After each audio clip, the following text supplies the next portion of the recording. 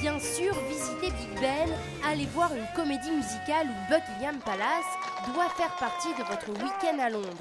Mais c'est dans le quartier de Camden que ça swing vraiment. Déjà, l'une des entrées du marché a des robots géants. À l'intérieur des magasins, les vendeurs ont les cheveux bleus et on se croirait dans une boîte de nuit. Welcome to Camden Town. Pas un simple marché, mais un mélange explosif de look et de nationalité. Chacun y trouve chaussure à son pied. Välkommen till Camden Market.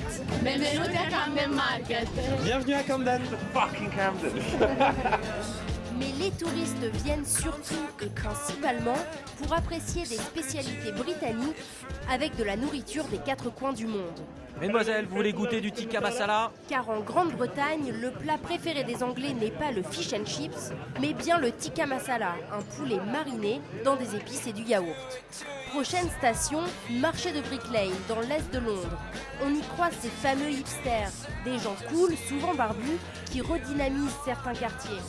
Moins touristique, le marché est à l'image de Londres. Cosmopolite, varié, coloré, c'est sûrement ici que vous devez vous retrouver pour apprécier de la cuisine authentique avec des produits frais et des saveurs inédites. Alors lorsque ce Français installé à Londres fait visiter la capitale à ses amis... Alors là, t'as tout ce qui est les Espagnols et tout. Et là-bas, t'as les Éthiopiens, à mon avis, ça. L'art et Brick Lane est tout simplement indispensable. L'offre est quand même assez hallucinante. T'as un Italien, un Cubain, ici un Éthiopien, derrière j'ai vu un Japonais, un Thaïlandais. Il y a de tout. Et non, mais c'est un classique du week-end à Londres, j'ai envie de dire.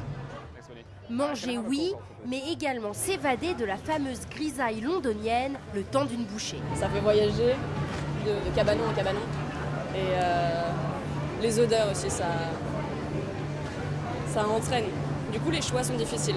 Choix difficile, mais notre caméra a finalement décidé de s'arrêter sur cette spécialité sri-lankaise, le kotu roti. Pour réaliser ce plat, il vous faut des oignons rouges, du cumin, du gros sel, des feuilles de curry et du piment. Et là, maintenant, je vais faire frire les œufs. C'est un peu comme des œufs brouillés. On y ajoute du pain râpé, du poulet, un petit coup de lame magique et le tour est joué. Alors, même en soirée, on retrouve des stands de nourriture.